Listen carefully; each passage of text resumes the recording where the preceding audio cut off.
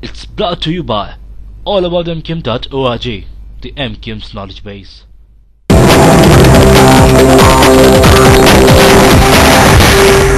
साहब, क्योंकि आप इत्तेहादी हैं, मुत्तहदा कौमी मूवमेंट जो है वो एक बहुत बड़ी इत्तेहादी है इस हुकूमत। पहले तो मैं ये सवाल कर लूं कि क्या आप समझते हैं कि ये जो थोड़ी सी NFA 55, 123, झंड, दिस दैट, बलूचिस्तान, क्या ट्रेन आप समझते हैं कि 2 साल में इस हुकूमत ने कुछ डिलीवर किया है जिस पर लोगों ने इनको रिफ्यूज किया है, या ये इनका आप समझते हैं कि इनकी अपनी अहम जगह थी जहां से ये जीत गए, उन्होंने मेंटेन किया है? क्या कहेंगे आप?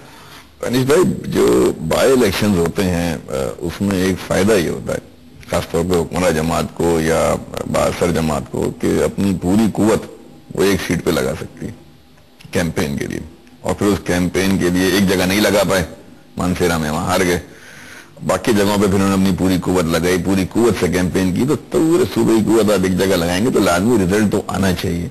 लेकिन मैं नहीं समझता कि बाई इलेक्शन के रिजल्ट के ऊपर हम आइंदा के लाए अमल को या आइंदा की फोरकास्टों को बाय 1 या 2 बाई इलेक्शन पे हम फोरकास्ट तय करें। मैं अग्री करता हूँ मौलाना बख्श साहब से, विन है और बाकायदा क्लियर विन है और मेजोरिटी विन भी है। एक ट्रेंड पंजाब के अंदर यकीनन नजर आया है इन 2 इलेक्शन। आवाम तब्दीली नहीं चाहते, आप ये नहीं कहते? तब्दीली चाहिए ना, तमाम तब्दीली बाई इलेक्शन के जरिए नहीं चाहते ना। अवाम की तब्दीली आपको सड़कों पर नजर आएगी जब चाहते होंगे। अवाम जो है वोट डाल के तब्दीली का ख्वाहिश अभी तक मैंने पाकिस्तान में होते नहीं देखा, तो मैं नहीं समझता क्योंकि ऐसा बहुत बड़ा ग्राफ है या स्टैटिस्टिक्स है क्या।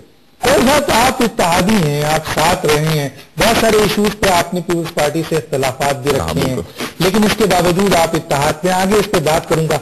क्या समझते हैं ये जो हुकूमत वक्त खास तौर पे ये इत्तेहादियों से मशवरे लिए बगैर एक फैसला कर देते हैं और बाद में ये फैसले जो हैं वो पूरे नहीं होते हैं? बस जिस तरह सरदार एजाज साहब ने कहा कि माजी के हालात को देखते हुए हम ये फैसला करते हैं कि शायद ये बात भी पूरी ना हो, क्या कहेंगे आप?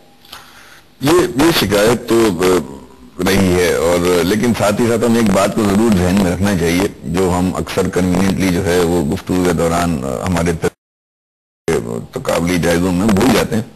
ये कोalition है, हम 2 मुख्तलिफ जमातें, मैं मुत्तहदा कौमियत हूँ, मतलब अक्सर पाकिस्तान पीपल्स पार्टी से हमारे अपने अपने मंशूर हैं, हमारे अपने अपने मौक़िफ़ हैं। मैं अपने मौक़िफ़ पे डटा रहा हूँ या अपने मौक़िफ़ पे डटे रहें, इख्तिलाफ राय रखें, ये हुस्न है जमहूरियत का, और उसके साथ फिर टेबल पर बैठ के गुफ्तगू करें, यही जमहूरियत है। इख्तिलाफ राय रखना मैं समझता हूँ कोई बुरी बात नहीं है, लेकिन ये आज के दौर में और जिन माजी में जिन अदवार से हम गुजर चुके हैं और जो रिसेंट माजी है, मैं समझता हूँ कि अपने वादों का पास रखना ये बहुत जरूरी है। मुल्क हमारा जिस खुल के दब के बात कर रहे हैं, पब्लिक में को मजा नहीं आ रहा होगा। माइक कुछ बताएं सर, खुल के बताएं। माइक का वॉल्यूम बढ़वा लें। मेरे चिल्लाने से मेरे चिल्लाने से कुछ नहीं होगा, माइक का वॉल्यूम बढ़ा लें।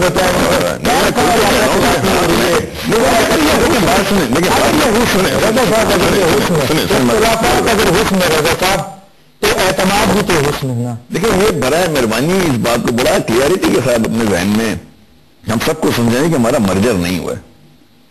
हमने ना तो मीटिंग बन गई पीपल्स पार्टी की, ना पीपल्स पार्टी हमारी मीटिंग बन गई कि हम इनकी सारी बात मान लें, हमारी सारी बात मान लें। तो मर्जर की कैफियत नहीं है आपकी सर। हमारी बहुत सी बातें ये मानते हैं, इनकी बहुत सी बातें हम मानते हैं। जैसे हमने ये मान लिया कि बल्दियाती निज़ाम जो है आने वाला, ये हम दोनों की मुशावरत से आएगा। 2010 का बल्दियाती निज़ाम 2001 की और 79 की खूबसूरती और खूबियों को लेकर आएगा। इससे बैठ के हम बात करते हैं रोजाना, बिल्कुल बात होती है। लेकिन मैं एक सवाल है कि ये जो आपका एक इत्तेहाद है माशाअल्लाह, उस इत्तेहाद के अंदर आप एक सब इत्तेहाद बनाते हैं, मौलाना फजल रहमान साहब से मिलते हैं, एक प्रेशर ग्रुप बनाते हैं, तो ये क्या है? अल्लाह का शुक्र है, मैं समझता हूँ अभी तक फजल रहमान साहब पाकिस्तान के अंदर सियासत कर रहे हैं। वली खान साहब की जमात जो है, असफंदियार वली साहब पाकिस्तानी जमात है, पीर साहब पगारा की जमात पाकिस्तान की जमात है, सबसे मिलते जुलते रहना मैं समझता हूँ अच्छी बात है।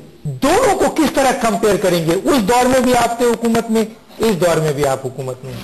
देखिए, मैं ये समझता हूँ कि ये जो कुछ अब होने जा रहा है मुल्क की तारीख में, एक ऐसा कदम है जो ये पार्लियामेंट उठाने जा रही है कि वो इख्तियारात किसी भी वजह से, मैं माजी में जाने नहीं चाहता कि जो किसी भी वजह से सूबों के इख्तियारात और पार्लियामेंट के इख्तियारात शख्सियत में मरकूज कर लिए गए थे और इदारे के पास जो है वो इतने इख्तियारात नहीं थे। अगर वो इख्तियारात वापस आ रहे हैं 23 मार्च को, اور جیسا فرما رہے ہیں کہ اگر پریزیڈنٹ صاحب کئی دفعہ آن ریکارڈ ہیں اس بات کو کہنے کے کہ وہ اپنے اختیارات دینا چاہتے ہیں، پارلیمنٹ بااختیار ہو، پریزیڈنٹ کا اپنا کانسٹیٹیوشنل رول ہو، لیکن اس سے سب سے زیادہ اہم بات ہے، میں سمجھتا ہوں دونوں باتیں اہم نہیں ہیں.